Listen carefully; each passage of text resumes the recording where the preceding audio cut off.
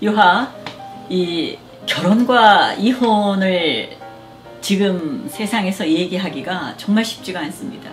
뭐 이미 다른 영상에서 보셨듯이 너무나 그 사람마다의 각각의 이유가 있고 또 사정이 있는 거거든요.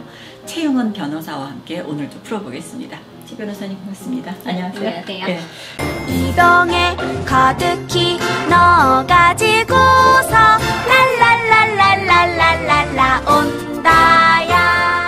지난 시간에 재판상의 이혼 사유 그런 걸 말씀해 주셨어요. 네. 다시 한번 조금 정리해 볼까요? 민법 제840조에 재판상 이혼 사유가 규정이 되어 있습니다. 네. 6가지가 있는데요. 네. 첫 번째 제1호 사유는 부정행위. 네. 배우자 상대방이 외도를 했을 때죠. 네. 두 번째는 아기의 유기라고 해서 뭐 경제적으로 유기를 해놓고 뭐 생활비를 전혀 주지 않고 못 살게 했을 때. 그 다음에 3호, 4호 사유는요. 이제 부당한 대우라고 합니다. 네. 자기 또는 직계 존속이 부모님을 네. 말하는데요. 네. 부모님에 대해서 부당한 대우를 한다든지 아니면 그로부터 부당한 대우를 받았을 때 네. 이럴 때 문제고, 그리고 이제 5호 사유는 배우자의 생사가 3년 이상 불명할 때, 네. 그 사람이 살아있는지 죽어있는지 3년 이상 확인이 안 될 때, 네. 그때도 이제 신분관계를 정리할 필요성이 있는 거고. 네. 그리고 이제 6호 사유는 기타 혼인을 유지할 수 없는 중대한 사유입니다. 네. 여기에 모든 게 다 들어간다고 생각을 하시면 돼요.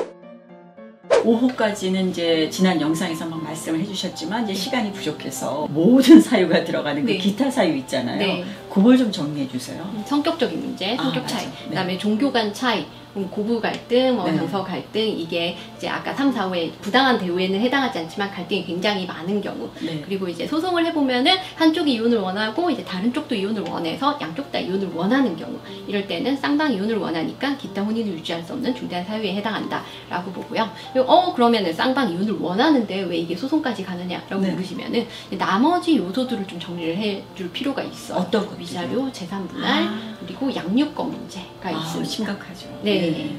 그게 이제 위자료와 재산권 분할이 또 다른 거죠. 네, 네. 맞습니다. 그 재산권 분할부터 좀 얘기를 하자면 그것도 또 참 복잡하더라고요. 네. 결혼을 해서 뭐 아기가 없을 때 만약에 이혼을 한다면 어떻게 되는 거죠? 뭐 처음에 갖고 온 대로 각각 나눈다면서요? 일단 이 재산 분할 이야기하기 좀 앞서서 이혼 소송에 가면은 어떤 요소부터 판단을 하게 되는지 통상적인 경우를 좀 살펴보면요.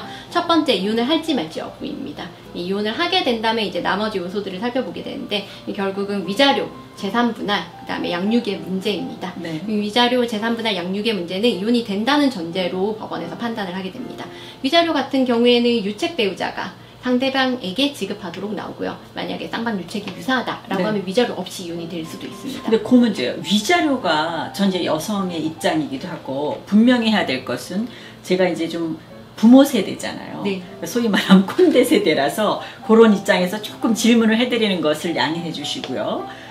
위자료가 생각보다 많지 않던데요. 네, 그 최고 맞습니다. 액수가 있더라고요. 네, 뭐 통상적으로 이제 법원에서 외도의 문제라든지 아니면 폭력 문제로 네, 네. 이혼을 했을 경우에 인정되는 금액은 한 3천만 원 정도. 그러니까요. 라고 생각을 하시면 네. 됩니다.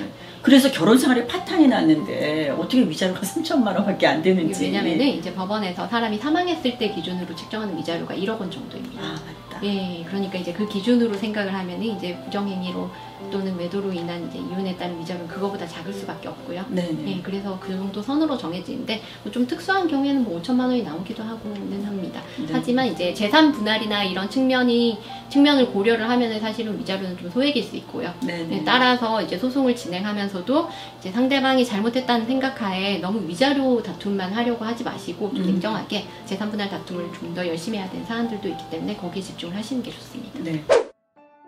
또 하나 이제 궁금한 것이, 요즘에 여성들이 일하는 사람들이 많아지다 보니까 친정엄마들이 많이 도와주시잖아요. 네, 이제 거의 맞습니다. 물론 이제 시어머니가 어머니가 도와주시는 경우도 있지만, 그러다 보니까 요즘 장서 갈등이 그렇게 또 심각하다고 그러더라고요. 아, 맞습니다. 제가 지금 하는 사건 중에서도 장서 갈등으로 인한 이혼 사건이 한 건 있습니다. 아, 그래요? 네. 그러니까 이제 애들을 키워주다 보니까 아무래도 이제 집안에서 입김이 세지고 예, 같이 생활하는 경우도 많고 사실은 부부가 사랑해서 결혼을 해도 같이 생활하다 보면 이제 문제가 많은데 네. 부부의 뭐 어머니, 아버지랑 같이 생활을 하다 보면은 더 큰 문제들, 더 많이 부딪히는 부분들이 있고요. 네. 그래서 이제 이게 문제가 그거에 아이를 케어해주기 위해서 사실은 같이 사는 거기는 하고 하기 네. 때문에 이제 이쪽도 불편하고 이쪽도 불편한 거죠. 양쪽 다 자기들이 배려를 하고 뭔가 희생을 한다고 생각을 하는데 둘 다 불편하고 그러니까 이제 불만이 더 커질 수밖에 없는 뭐 그런 관계입니다. 그렇죠. 예. 뭐 구체적으로 이제 저도 이런 이야기를 하기 위해서 뭐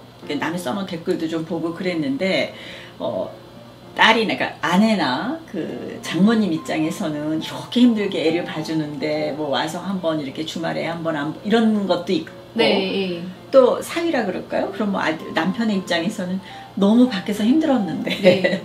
그 애 하나 안 보는 것 때문에 좀 놀아주지 못하는 네. 것 때문에 어떤 가정 불화가 일어나는 것에 대한 또 불만도 있고 정말 결혼 생활이라는 게 이렇게 어렵구나 네. 이런 생각해요. 그러면 이제 이혼을 하려고 할 때 그 양육권 문제 있지 않습니까? 제가 뭐 요즘에 무슨 어떤 그 이혼한 그 분들 그 돌싱이라 그러죠. 그분들의 프로를 보다가 같이 운 적이 있어요. 어떤 여자분이 남편이 자기보다는 경제력이 좋으니까 그쪽에서 애를 키워주는 게 행복할 것 같아서 아이를 버리고 온 엄마의 심정을 얘기하더라고요.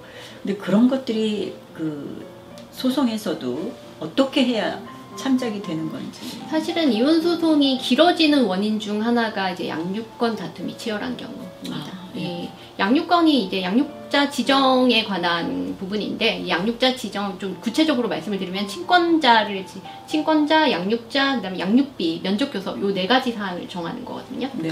그래서 보통 이제 요즘에 그 법원에서는 양육자로 지정되는 사람한테 친권까지 같이 줍니다. 그래서 친권자 및 양육자 지정 한 사람에게 되고 이제 그 사람에게 이제 적절한 양육비를 지급하도록 그렇게 판단이 나오고 그 다음에 양육자가 아닌 사람, 그러니까 아이를 키우지 않는 비양육자가 아이를 면접교섭하게끔 이렇게 결론을 내는데요. 소송으로 이혼을 하는 경우에는 어느 정도 적절하게 권리를 보장을 받지만 이게 합의 이혼으로 이뤄지는 경우에는 좀 자신의 권리를 보장받지 못하는 경우들이 있어서 문제가 일어납니다. 예를 들어서 아이를 키우지 않는 대상을 두고 당신은 아이를 버렸어 라고 비난을 한다든지 네. 그러니까 앞으로 아이를 볼 생각을 하지 마 네. 라고 해서 면접교섭을 제안을 한다든지 당신이 아이를 데려가면 양육비를 한 푼도 줄 수가 없어 그럴 거면 데려가 라고 해서 그 부분에 합의를 한다든지 그래서 좀 잘못된 이제 합의를 하시는 부분들이 있어요. 예, 그런데 사실상 이제 법원에 오시면은 그 부분은 이제 어떻게 되냐면 이제 한쪽이 친권자 양육자 지정이 되고 그리고 이제 친권자 양육자가 그 아이를 키우고 그 아이의 이제 살아가면서 이제 중요한 부분을 결정을 하게 되는데 이제 양육비는 비양육자가 지급을 하셔야 되고 그리고 적절하게 면접교섭도 이제 보장을 받으셔서 아이를 충분히 두 사람이 같이 사랑을 주고 케어를 하게끔 그렇게 만듭니다. 법원에서는 사실상 이혼 소송에서 가장 중요하게 생각하는 부분이 아이의 복리예요. 네. 그러니까 아이가 어떤 환경에서 앞으로 잘 살아갈 수 있는지 예. 거기에 굉장히 관심이 많습니다. 네. 그래서 그 아이가 행복할 수 있도록 그런 판단을 해주는 거에 판사님들도 신경을 많이 쓰세요. 이혼이라는 건 결혼이라는 게 있기 때문에 그런 거잖아요. 아니 왜들 결혼을 안 하는 거야, 못 하는 거야, 뭐 이런 거. 그 얘기 다음 영상에서 또 풀어보도록 하죠. 네. 감사합니다. 유바. 이동에 가득히